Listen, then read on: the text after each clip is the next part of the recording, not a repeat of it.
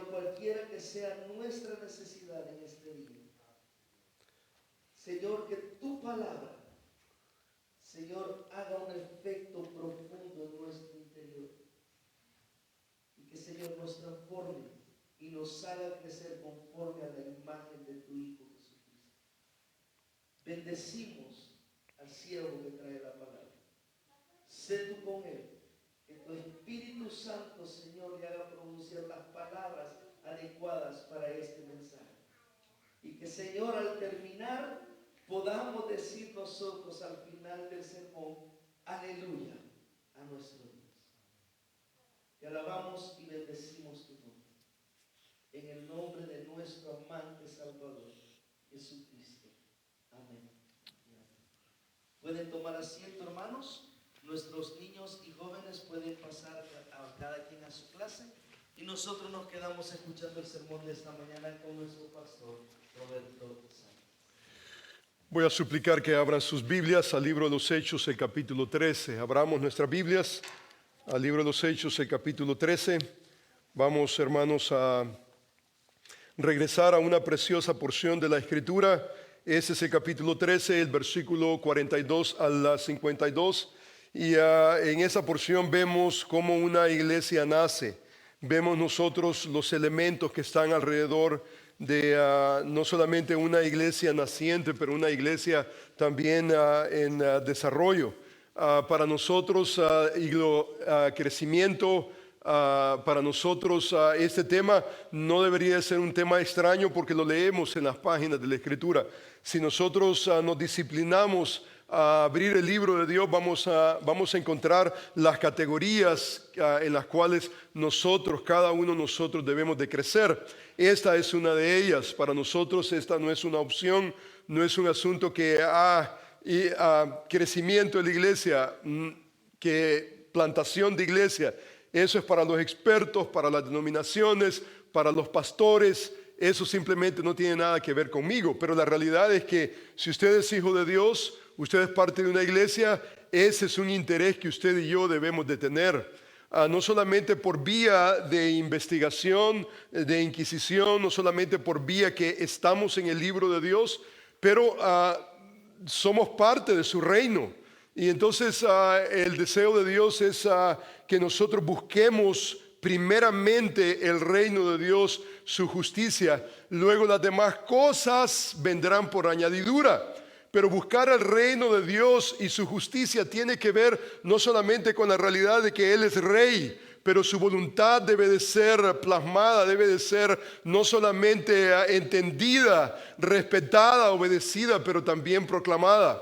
Y esa porción de la Escritura es instrumental para nosotros como iglesia, para nosotros como creyentes, increíblemente importante, porque aquí nosotros vemos básicamente cómo una iglesia nace.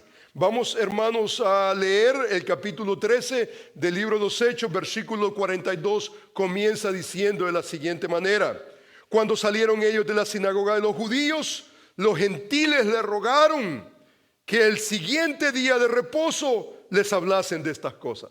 Usted se recuerda de las cosas que están hablando. Un sermón monumental, un sermón no solamente un sermón teocéntrico, bibliocéntrico, cristocéntrico. Tremendo sermón. Dice que los gentiles le rogaron, dice, que el siguiente día de reposo les hablasen de estas cosas. Despedida la congregación, en la sinagoga muchos de los judíos y de los prosélitos piadosos siguieron a Pablo y a Bernabé, quienes hablándoles les persuadían a que perseverasen en la gracia de Dios. El siguiente día de reposo vino y entonces dice que se juntó casi toda la ciudad. ¿Para qué cosa? Para oír la palabra de Dios. Pero viendo los judíos la muchedumbre, se llenaron de celos. Dice el versículo que se llenaron de celos y rebatían, contradecían lo que Pablo decía, contradiciendo y blasfemando. Entonces Pablo y Bernabé hablando con denuedo, dijeron: a vosotros a la verdad era necesario que se os hablase primero la palabra de Dios. Mas puesto que la desecháis y no os juzgáis dignos de la vida eterna, he aquí, nos volvemos a los gentiles. Porque así nos ha mandado el Señor, diciendo: te he puesto para luz de los gentiles, a fin de que seas para salvación hasta lo último de la tierra. Los gentiles, oyendo esto, se regocijaban y glorificaban la palabra del Señor, y creyeron todos los que estaban ordenados para la vida eterna. Y la palabra del Señor se difundía por toda aquella provincia. Pero los judíos instigaron a mujeres piadosas y distinguidas y a los principales de la ciudad, y levantaron persecución contra Pablo y Bernabé y los expulsaron de sus límites. Ellos entonces, sacudiendo contra ellos el polvo de sus pies, llegaron a Iconio, y los discípulos estaban llenos de gozo y del Espíritu Santo. Oremos al Señor. Padre nuestro, Señor, gracias te damos, Señor, por tu palabra. Señor, te reverenciamos, Señor, porque tu palabra ha sido leída. Y queremos, Padre bendito, que tu Espíritu Santo nos guíe a toda verdad.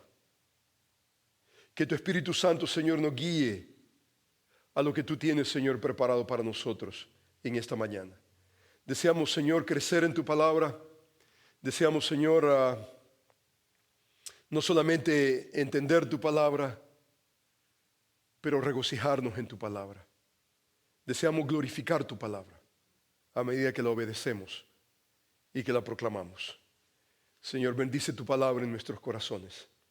Yo lo ruego en el nombre de Jesús y para tu gloria, Señor. Amén. Esa porción de la Escritura, como hemos observado en ocasiones anteriores, tiene que ver con una estrategia de plantación de iglesias. Ahora, la sabiduría convencional, ustedes la ven ahí en pantalla. Los expertos en plantación de iglesias y el crecimiento nos enseñan que antes que nosotros podamos pensar en plantar una iglesia, debe de haber un liderazgo constituido. Debemos entender lo que ellos dicen, the targeting audience. Tenemos que identificar la audiencia que queremos alcanzar, entender esa audiencia, pero no solamente eso, necesitamos tener una logística. Ellos le llaman a esto básicamente escribir un plan maestro que tiene que ver con el establecimiento de nuevas obras. Ahora, ninguno de nosotros, creo yo, en nuestro entendimiento vamos a estar en contra de esos elementos. Yo creo que cada uno de esos elementos tiene un lugar importante, no solamente en la plantación, pero también en el desarrollo de nuevas iglesias, el desarrollo del reino de Dios a través de la iglesia del Señor. Los expertos nos dicen que desde el principio hasta el final, todo el proceso debe de ser saturado con oración, algo que bajo ningún punto de vista vamos a estar en desacuerdo. Los expertos nos enseñan y nos dicen que entre más calificado esté el liderazgo, más probabilidades vamos a tener que haya estabilidad en lo que se está persiguiendo. Y yo creo que es importante. Nos enseñan, por ejemplo, los expertos a hacer lo que nosotros llamamos demographic studies, estudios demográficos, para lograr entender, ¿me entiende?, a quién estamos tratando de alcanzar. Ahora, ¿quién va a estar en contra de eso? Ya hemos pasado por esto, no creo que sea ese el problema nuestro.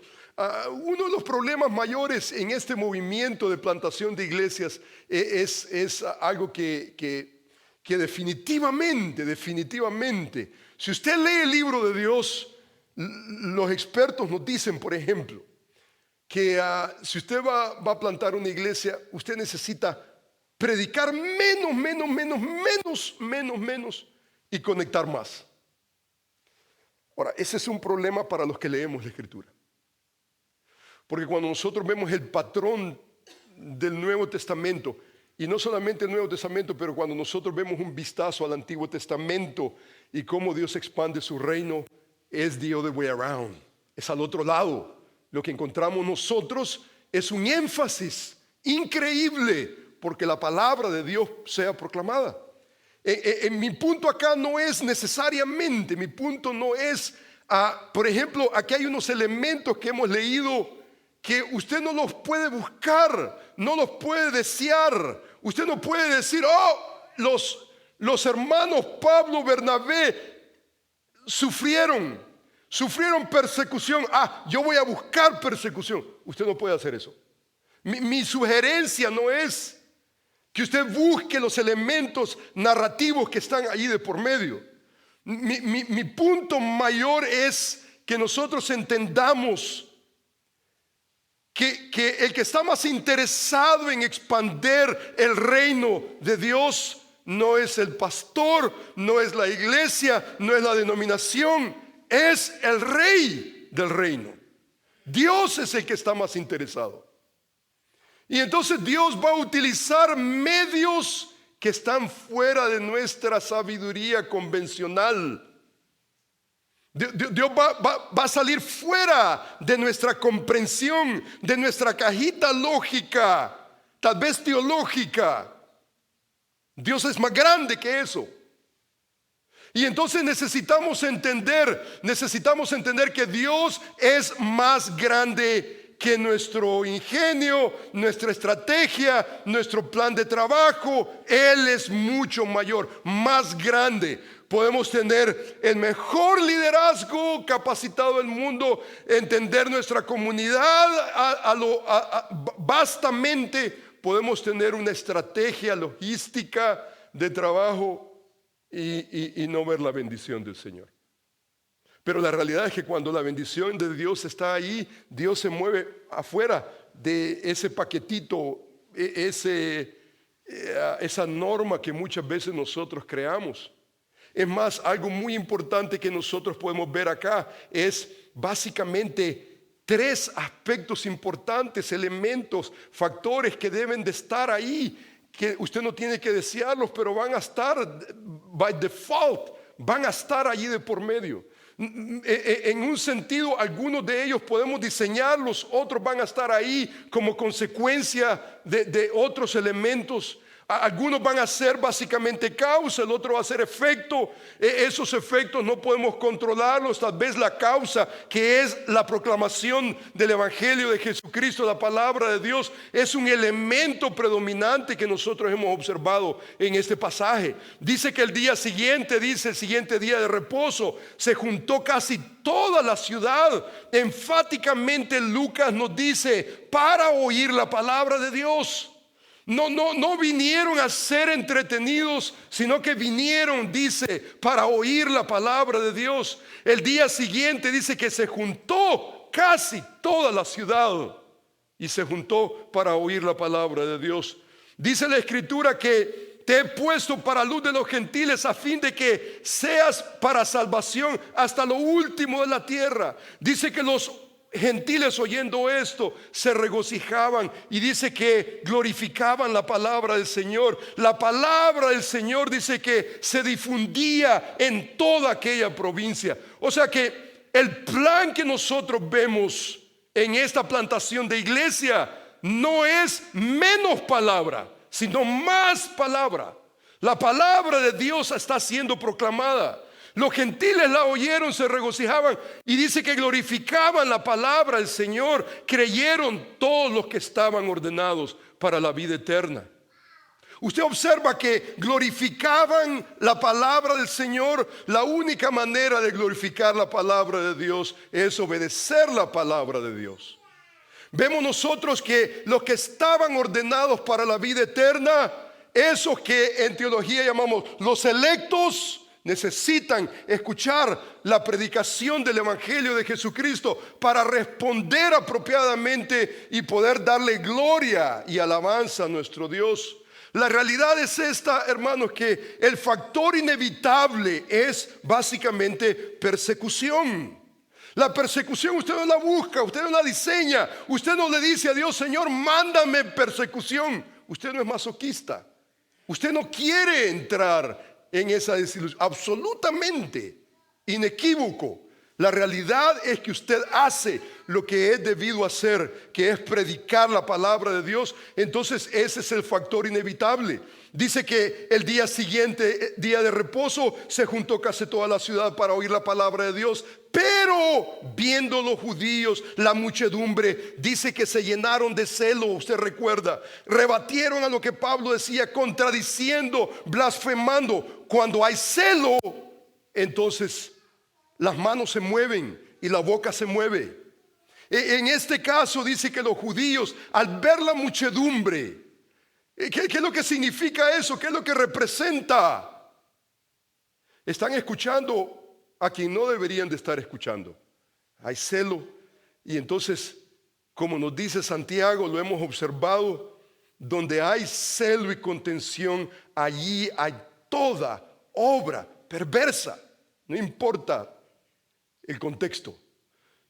Puede ser la familia, puede ser la iglesia, en este caso la proclamación de la palabra de Dios. Cuando hay celo, entonces hay toda obra perversa. Dice el versículo 50, pero los judíos instigaron a mujeres piadosas, distinguidas, principales de la ciudad, y dice que levantaron persecución contra Pablo y Bernabé. Dice que los expulsaron de los límites. Yo creo que Pablo y Bernabé no estaban, ellos no fueron, queremos persecución, absolutamente. Ellos fueron, predicaron la palabra de Dios. La realidad es que esa persecución viene, y esa persecución viene inevitablemente. Usted no puede controlar la manera en cómo la gente va a reaccionar. Usted no puede controlar la manera en cómo su hijo va a responder a la presentación del evangelio, al consejo de Dios. Usted no puede controlar cómo su esposo, su vecino, usted no puede, eso usted no lo puede hacer, yo no lo puedo hacer. No podemos controlar eso. En nuestros medios hay, por ejemplo, una frase que dice, por ejemplo, es una frase en evangelismo que usted la oye, y que nuestra responsabilidad es traer almas para Cristo. Necesitamos traer almas para Cristo. Hermano, usted no puede traer almas para Cristo. Si usted piensa que la gran comisión es traer almas para Cristo, eso es una farsa. Eso es completamente una blasfemia delante de Dios. Usted ni yo no podemos traer almas a Cristo. Todo lo que usted y yo podemos hacer es presentar a Cristo, no traer almas. ¿Quién es el que trae? ¿Quién realmente es el que trae? Y si alguien trae, ¿es a través de qué? ¿Cuál va a ser el medio? Nuestro negocio no es traer almas a Cristo. Nuestro negocio es traer a Cristo a las almas. Nuestra responsabilidad es proclamar el evangelio de Jesucristo. Nuestra responsabilidad no es traer. ¿Quién es usted y yo?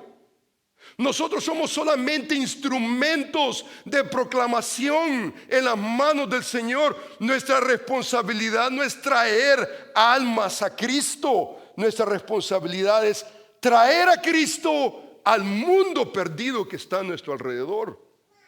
Cuando usted piensa en esa realidad, y automáticamente usted se da cuenta que su responsabilidad no es, si no viene, entonces usted es una miseria. Usted no sirve porque no trajo a esa persona a Cristo. No, su responsabilidad no es esa.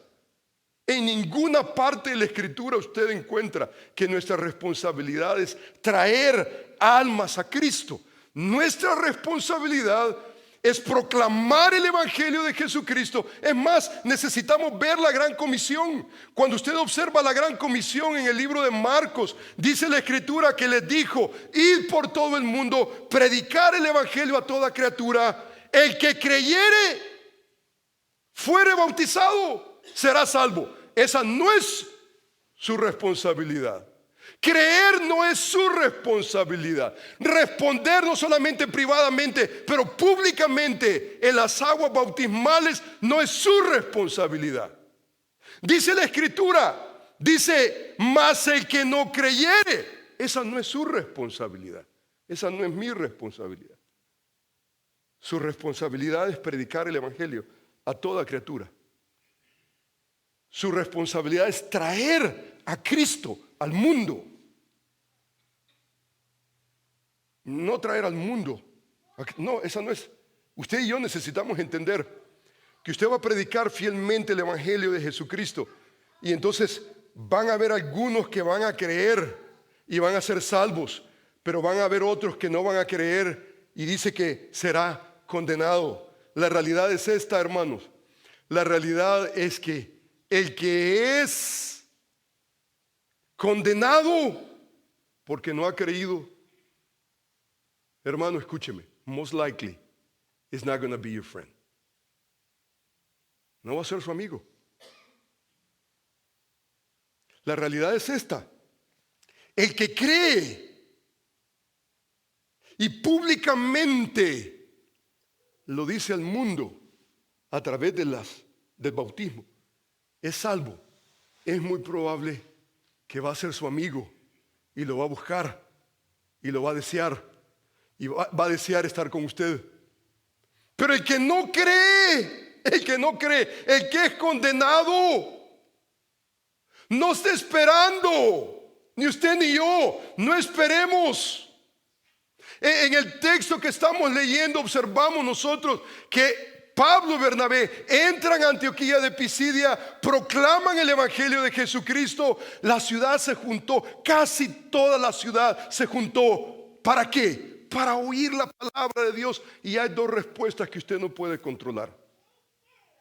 Usted no puede controlar. Usted no puede traer a la gente a Cristo. Usted tiene que traer a Cristo a la gente. Y entonces hay una oportunidad para que la gente responda al evangelio de Jesucristo. La realidad, usted se da cuenta que los que respondieron al evangelio de Jesucristo, los que creyeron, los gentiles que creyeron, los prosélitos que creyeron, dice que se juntaron con Pablo y Bernabé. Ese va a ser nuestro tema de la próxima semana. Es inevitable. Pero dice que los que no creyeron, dice que contradecían a lo que Pablo decía. Y dice que juntaron mujeres, dice, y hombres principales, dice, y desataron una persecución en contra de Pablo y Bernabé. Dice que los echaron fuera de sus límites. Ahora, usted no está esperando eso. Eso no es algo que usted puede controlar. Eso no lo podemos, no podemos nosotros pensar y decir, yo voy a manipular la manera en cómo la gente va a responder. No, la Escritura nos enseña y nos dice que creyeron los que estaban constituidos para la vida eterna. Un milagro de Dios. Lo vimos la semana pasada.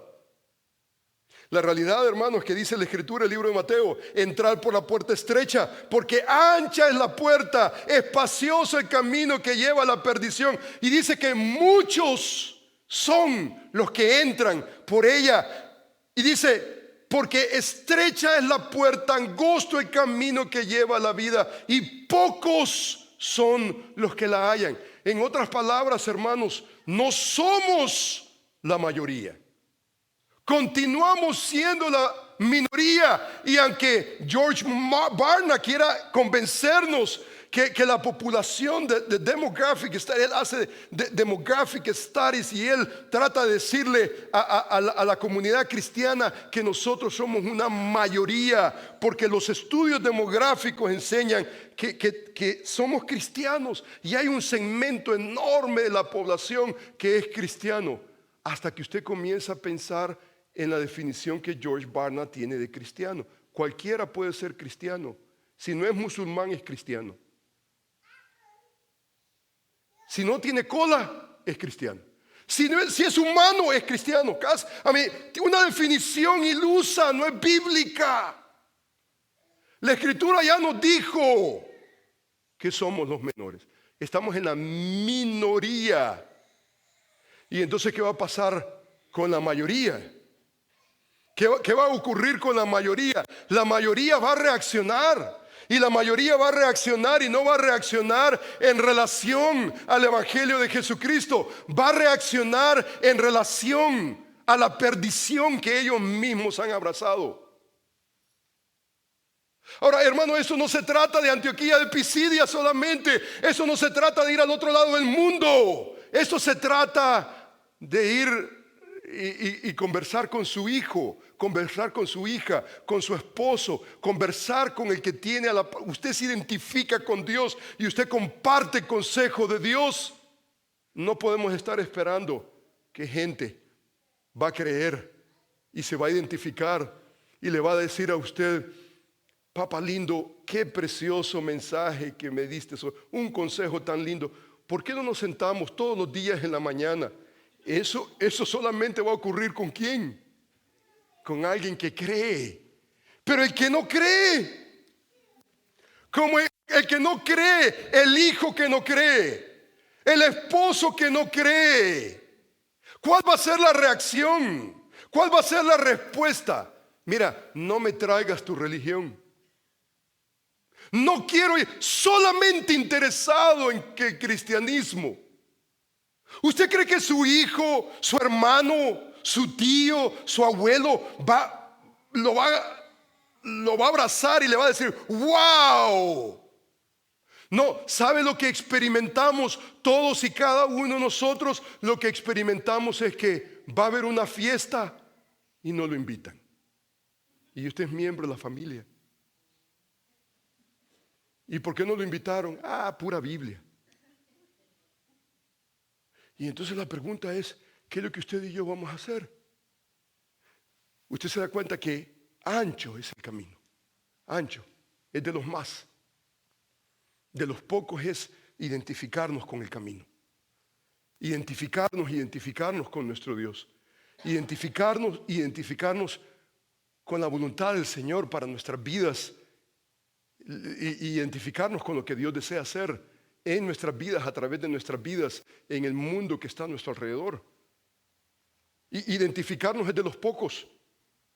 Nosotros estamos de pasada, somos advenedizos, somos extranjeros. Nuestra patria celestial está en los cielos, pero mientras nosotros vamos de pasada y somos miembros también de esta comunidad. Y la realidad es que vemos en nuestra comunidad, no somos los mayores. Si nosotros pretendemos que la mayoría va a estar en acuerdo con nuestro Señor y el Señor de nuestros valores y los valores nuestros, estamos jugando un juego terrible. Si nosotros no abrazamos el Evangelio de Jesucristo y no respondemos en una manera apropiada y no creemos al mensaje de Dios, no va a haber afinidad, lo que va a haber discordia. Usted no anda buscando discordia, usted no anda buscando fragmentación, usted anda buscando unificación. Pero la palabra del Señor es proclamada y usted y yo necesitamos proclamarla. Y usted y yo necesitamos entender que no por su mala cabeza, muchas veces usted sufre. Ahora, hay quienes que sufren por su mala cabeza, hablan de más, dicen cosas, hablan cosas, hacen cosas que no deberían. Pero genuinamente, hermano, si usted se identifica con el Señor y el Señor le ha salvado y usted se identifica no solamente con Él, pero su palabra, y usted está constantemente en el libro de Dios, usted va a hablar lo que la Escritura dice: de la abundancia del corazón habla la boca. Y entonces lo que usted está abundando en su corazón, usted quiere compartirlo con los demás. Y entonces sufrir por Cristo es cuando usted abre su boca y usted habla el consejo de Dios. Y entonces usted tiene que entender esa dimensión. Persecución va a venir cuando la gente no responde adecuadamente al mensaje de Dios. El problema no es usted, el problema es el mensaje de Dios. El problema no es personal. El problema es espiritual. Usted y yo necesitamos entender. Ahora, ¿quién va a sufrir la persecución? Usted va a sufrir la persecución. Y yo voy a sufrir la persecución. Y entonces yo vengo con mi hijo, yo vengo con mi hermana, y yo vengo con mi tío, vengo con mi abuelo, con quien quiera que sea. Y mi intención es que mi abuelo me entienda. Y que podamos afinar nuestros corazones delante de la voluntad de Dios. Eso es lo que pasó, por ejemplo, con mi padre. Mi padre no era creyente. El Señor me salvó a mí primeramente. Oh, una de las bendiciones más lindas cuando yo tuve la oportunidad de compartir el evangelio a mi padre, y mi padre se arrodilló con llantos. Venimos delante del Señor en oración. Uno de los privilegios más grandes en mi vida es haberle dado el evangelio a mi padre y que él haya respondido adecuadamente. Más adelante, después de años, yo hice su funeral, y el tributo más lindo que yo le rendí a mi padre es el privilegio que Dios me dio de compartir el evangelio con él. Y no solamente compartir el evangelio, pero poder ver que él vino en fe. Pero usted me pregunta de otros miembros de mi familia, ese no ha sido el caso. Y no me quieren ver. En un evento de fiestecita, al menos que quieren ver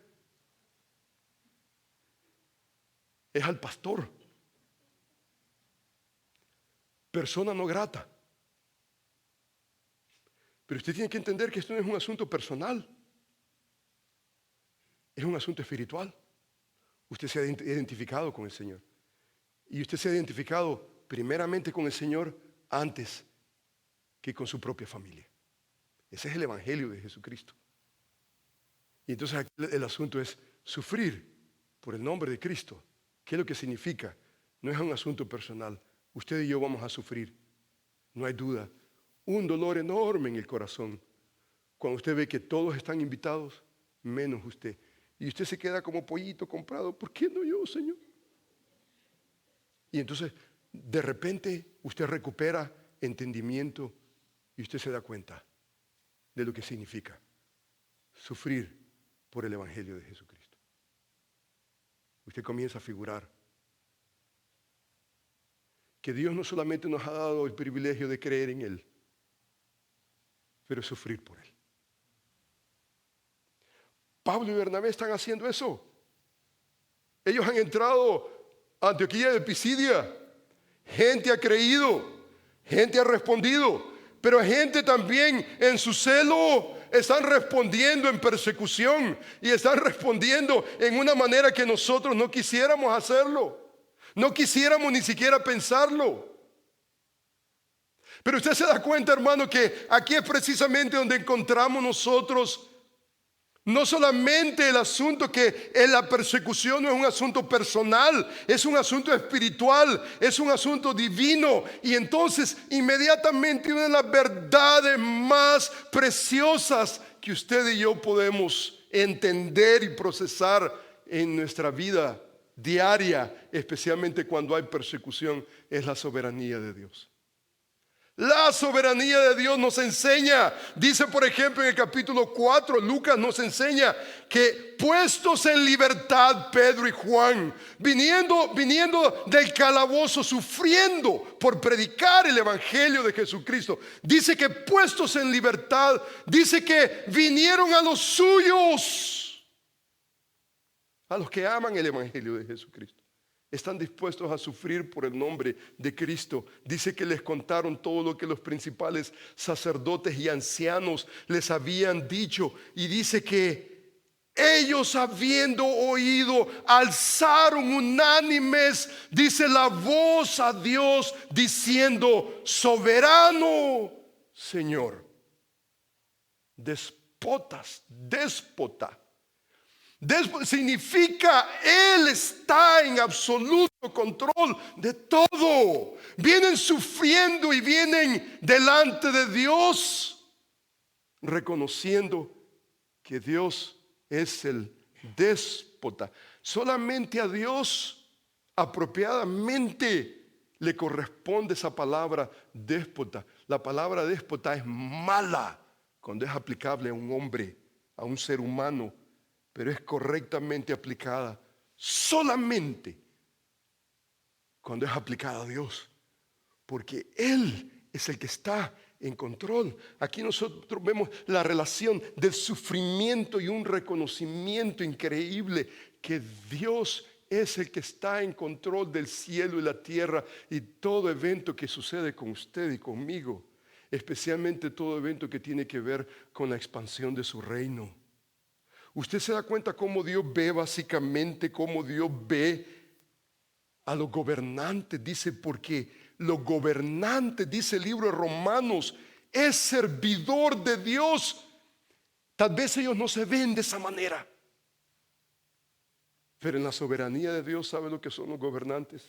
Simplemente son siervos, servidores de Dios.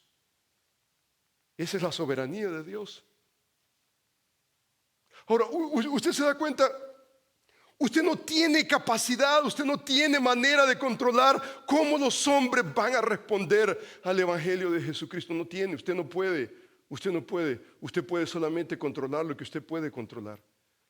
Y no hay muchas cosas que usted puede controlar, porque usted no es déspota, usted no es el que está en control del cielo y la tierra. Solamente uno está en control del cielo y la tierra y todo lo que sucede, y es nuestro Dios. Y a Él nosotros necesitamos venir constantemente, solamente a Él. Mientras nosotros predicamos el Evangelio de Jesucristo, y mientras nosotros somos malentendidos por la gente que está a nuestro alrededor, usted proclama el Evangelio de Jesucristo, el consejo de Dios, todo el consejo de Dios, y es casi seguro que más de alguno va a contradecirlo. Y no solamente contradecirlo, pero terminar en persecución. En mi vida personal, escuché yo al principio de mi vida cristiana que si usted perseguía teología, la idea de la teología, la idea de perseguir educación formal, teológica, era que llegaba usted a un punto y a un momento de su vida usted comenzaba a producir nuevo conocimiento, nuevo entendimiento.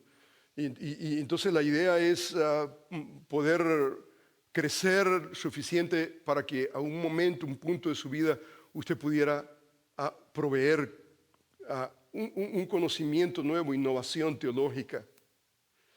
Y hermanos, la realidad, hermanos, es que entre más camino con mi Señor, más me doy cuenta que no adelantamos si nosotros no regresamos. Si nosotros no regresamos al libro de Dios, ¿quién va a competir con el libro de Dios? ¿Quién? ¿Qué teólogo, qué pensador va a aventajar la sabiduría de Dios? ¿Quién? La única opción que tenemos no es innovación, sino regresar al libro de Dios. Necesitamos regresar al libro de Dios. Y si nosotros reconocemos que Dios es soberano y reconocemos la providencia de Dios, entonces necesitamos nosotros tener un grito de necesidad ante la persecución. Soberano, Dios, Señor soberano, traer nuestra alma delante de Él.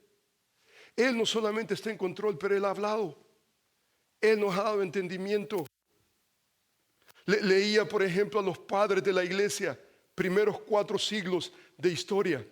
Eusebio fue uno de los padres de la iglesia muy, pero muy respetados. Y él es básicamente el historiador del tercer siglo. Y él, en uno de sus episodios de su historia, él introduce, por ejemplo, en un libro que él escribió que tiene que ver con los mártires de Palestina. Él habla, por ejemplo, de Panfilios, y él habla también de Filminus.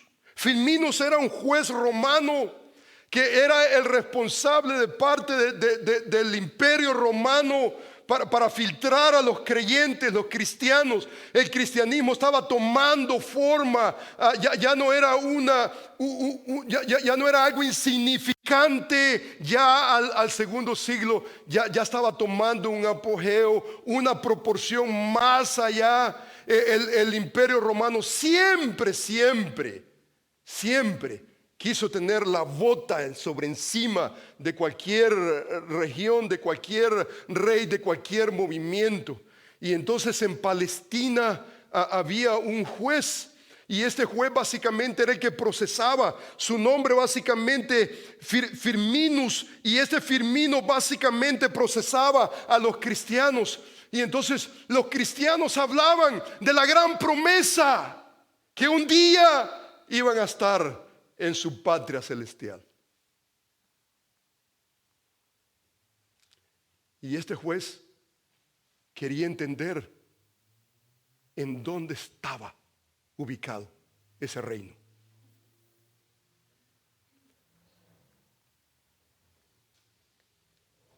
El juez pensaba en términos humanos.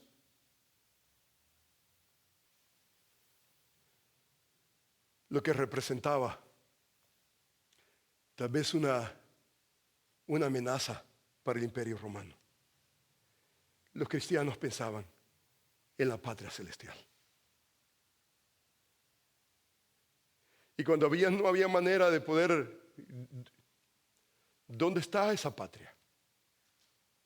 ¿Dónde está esa patria? Y los cristianos hablaban de la ciudad santa, Jerusalén la celestial. Y dice que los cristianos sufrían atrocidades. Pero los cristianos no podían negar que había una patria celestial que les esperaba. Y los hermanos cristianos en Palestina sufrieron por el nombre de Cristo. Sufrieron. Esta semana pasada, con tanta alegría, con tanto gozo, no adelantar, sino regresar, no solamente a las Escrituras, pero regresar a los padres de la iglesia que estuvieron un poquitito más cerquita que nosotros. Un poquito más cerquita para poder entender cosas que nosotros no entendemos. Leía, por ejemplo, tremendo, Juan Crisóstomo, otro de los padres de la iglesia. Los padres están divididos en West, East, oriental, occidental. El Crisóstomo, usted se da cuenta que fue uno de los padres de la iglesia en el este. Y la cuna de estos padres, Antioquía. Cuando usted hace un análisis de la manera en cómo los padres interpretaban las escrituras, la hermenéutica de ellos, usted ve, por ejemplo, que los padres alejandrinos, por ejemplo, en lo que era Egipto, ellos habían adoptado una interpretación alegórica, pero los padres del este, los padres de Antioquía, incluyendo a Crisóstomo, respetaba la escuela literaria, histórica, gramatical. Ellos respetaban. Y este fue un importante padre en la iglesia. Fue el obispo, llegó a ser el obispo de Constantinopla. Y entonces no estaba a cargo solamente de una iglesia, iglesias estaban a cargo de él. Y entonces él fue conocido por su predicación, su elocuencia. Es más, él tomó el nombre de la boca de oro. Era tan elocuente que era un príncipe. Él era el orador de los padres de la iglesia, prolífico no solamente en sus escritos. Agustín lo aventaja, pero él fue uno de los que realmente hizo historia, no solamente en sus predicaciones, pero escritos. Y nosotros sabemos mucho de su predicación increíblemente, sus homilías, increíbles piezas de arte. Tremendo este hombre. Pero usted se da cuenta que mucha gente no sabe. Lo que no se sabe mucho de Crisóstomos era que él sufrió por el nombre de Cristo. Él sufrió. Y entonces él sufrió en el exilio. Y mientras él estaba en el exilio, nosotros observamos en la historia que él escribió un libro antes de su muerte. El último libro que escribió, él le llamó Sobre la Providencia de Dios. Usted puede comprar ese libro en Amazon. Cuesta $12.99. Cómprelo.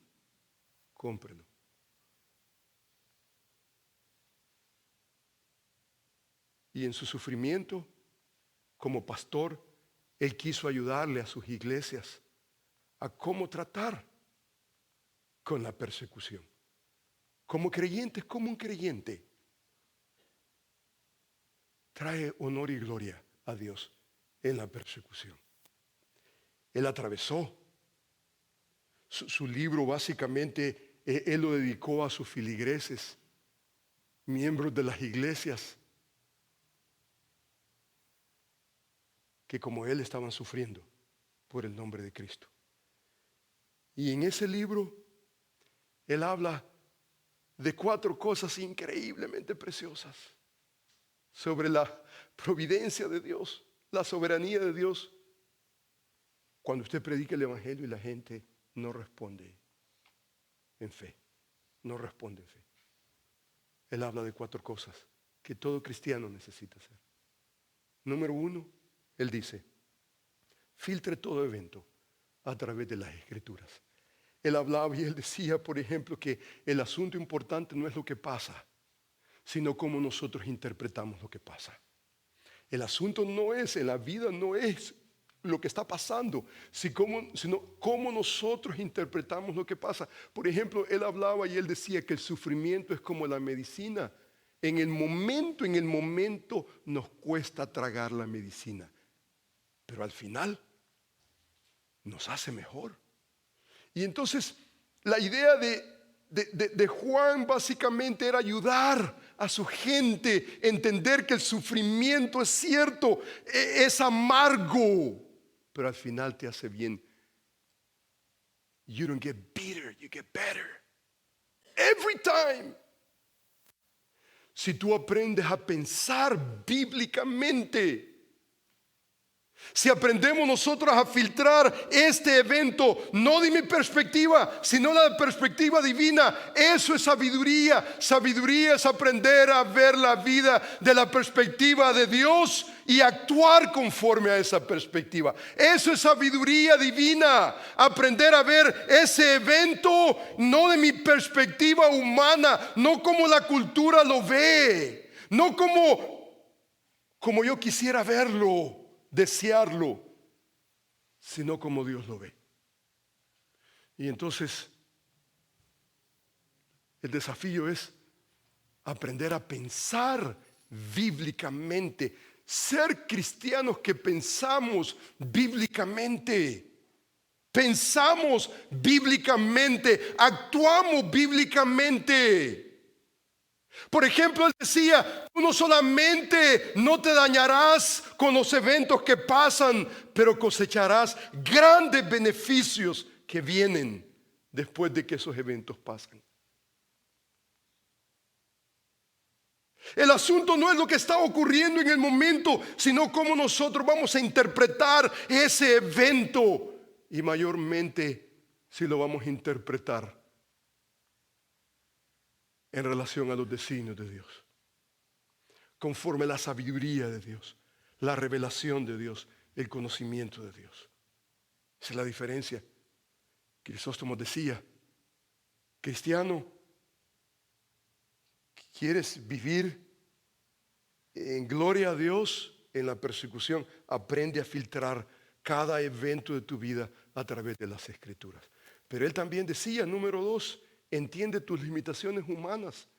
Él decía, mira, entiende que no importa cuánto lees el libro de Dios y no importa cuánto oras por sabiduría de Dios, hay cosas que Dios hace que son incomprensibles.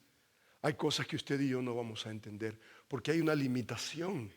A las limitaciones, las barreras impuestas por nuestra limitación humana son increíbles.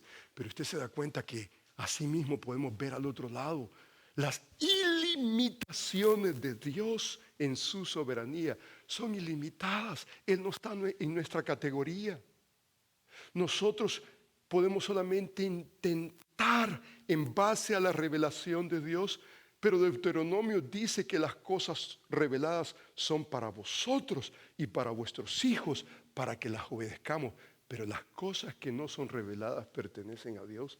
Hay cosas que usted y yo no vamos a tener capacidad de poder entender con todo nuestro celo de querer comprenderlo usted y yo estamos limitados. Nuestro Dios es ilimitado. Usted no es Dios. Usted tiene que entender que solamente Dios es Dios. Pero número 3, mire qué interesante, número 3, precioso. Porque Él decía que debíamos nosotros de aprender a ver el presente a la luz del futuro. En la realidad de que lo que ocurre, lo que está ocurriendo, lo que está pasando en su vida y en mi vida, Dios es el que tiene el control y Él es el que pone el punto final. El punto final no lo pone usted, no lo ponen los gobernantes, no lo pone su amigo que se rebela en contra del conocimiento de Dios. El punto final lo pone Dios. Todo lo que nosotros podemos es entender y no lo entendemos todo. Usted se da cuenta que 1 Corintios 8 dice, y si alguno se imagina saber algo, aún no lo sabe como debe saberlo. Nuestro conocimiento es parcial. No somos Dios y entonces no lo podemos entender todo, pero algo increíblemente precioso, increíblemente enorme, más allá de lo que yo pudiera pensar. Crisóstomo nos enseña y nos dice, número 4, acepta el amor y la bondad de Dios como la base de la providencia de Dios, la soberanía de Dios. Dios no solamente es déspota, no solamente está en control del cielo y de la tierra, no solamente está en control de los eventos que tú estás pasando. Él es un Dios bueno y Él es amoroso. Para este padre de la iglesia, la cruz de Cristo era el evento más preciado para entender no solamente la soberanía de Dios, pero la intención de Dios. Para el mundo es el evento más cruel, pero para Dios es el evento más deliberado del amor de Dios para la humanidad. Dios permitió que su Hijo sufriera para beneficiar a otros. Crisóstomo decía, por ejemplo, tú no te apuntas para el sufrimiento de Dios. Tú no dices, Señor, yo quiero sufrir. No, absolutamente. Eso no es inaudito, eso es simplemente, eso es necedad.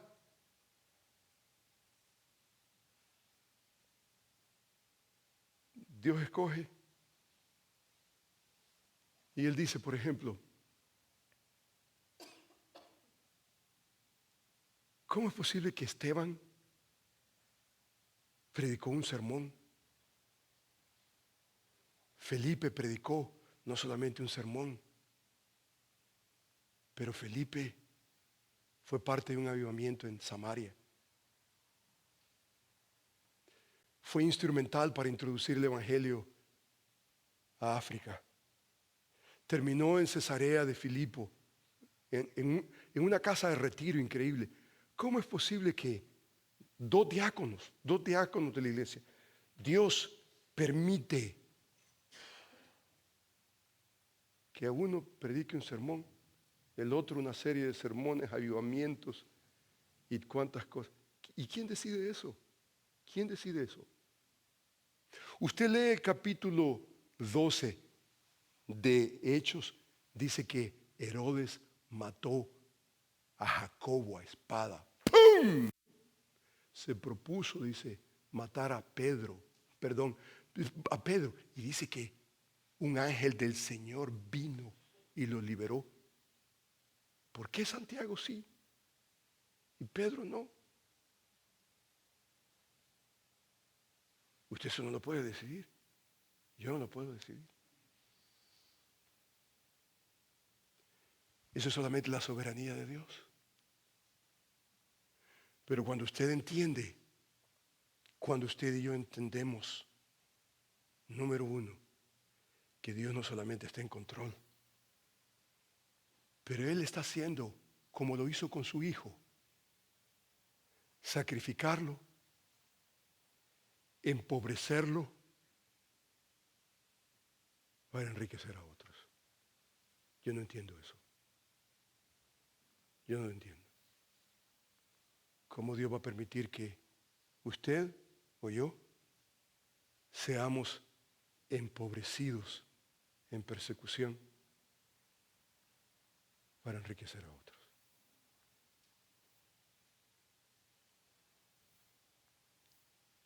Eso usted solamente lo puede percibir a medida que usted lee el libro de Dios y viene delante del Señor en persecución y le dice: Señor soberano, tú eres el que hiciste el cielo y la tierra y todo lo que en él habita. Todo. Cuando usted reconoce quién es Dios, solamente. Crisóstomo decía, una mente carnal, una mente carnal, una mente que no está leyendo el libro de Dios, es una mente que tiene una perspectiva humana al sufrimiento. You're gonna get bitter. Va a haber amargura. No va a haber gloria a Dios. La gloria de Dios solamente va a venir cuando usted entiende que Él está en control, Él es soberano, Él es bueno y Él tiene un propósito redentivo para su vida y para mi vida. Solamente en este contexto tiene sentido el siguiente punto que vamos a tratar la próxima semana. Solamente el compañerismo tiene sentido en ese contexto. Porque ¿qué es lo que nosotros hacemos cuando somos perseguidos? Venimos a los nuestros, porque solamente los nuestros van a entender lo que significa sufrir por Cristo. Yo quiero que usted incline su rostro en este momento y venga delante de Dios. Ahí donde usted está, venga delante del Señor. Y dígale al Señor: Señor,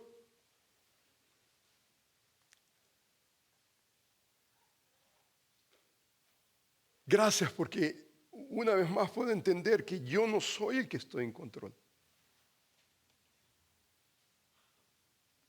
Mis limitaciones son increíbles, más allá de lo que yo pudiera pensar. Pero Señor, tú eres ilimitado. Señor, tú eres el que estás en control. Y tú eres un Dios bueno, amoroso. Tu palabra nos enseña que el que no escatimó ni aún a su propio Hijo, sino que lo entregó por nosotros, ¿cómo no nos dará también con Él todas las cosas? Oh Señor,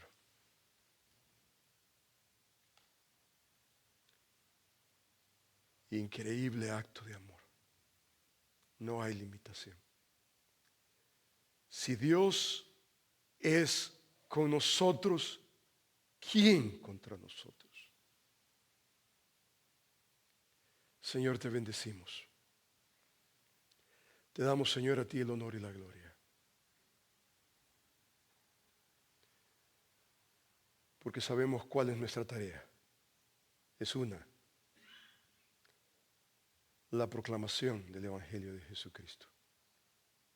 Proclamar la palabra de Dios.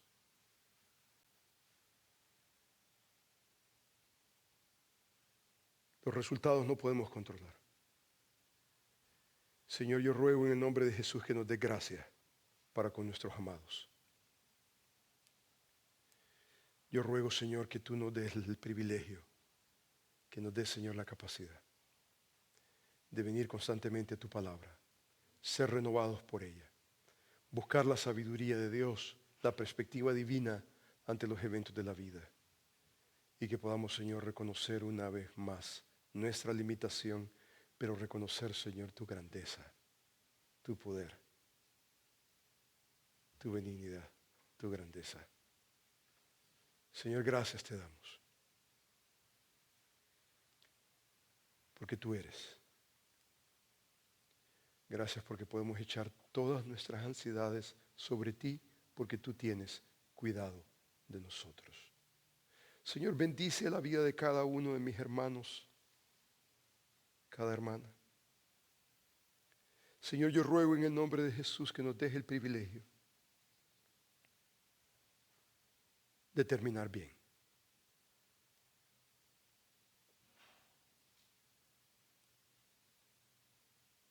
La historia nos enseña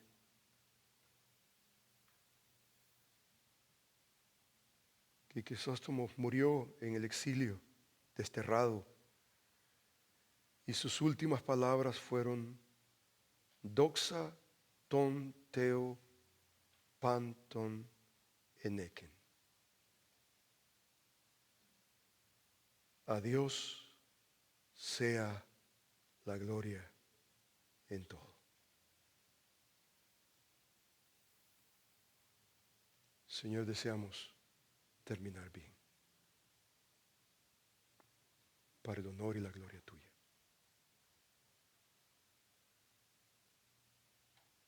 Señor, que tu nombre sea glorificado, aún en medio de la prueba, la persecución, el sufrimiento. Gracias, Señor. En Cristo Jesús y para tu gloria. Amén.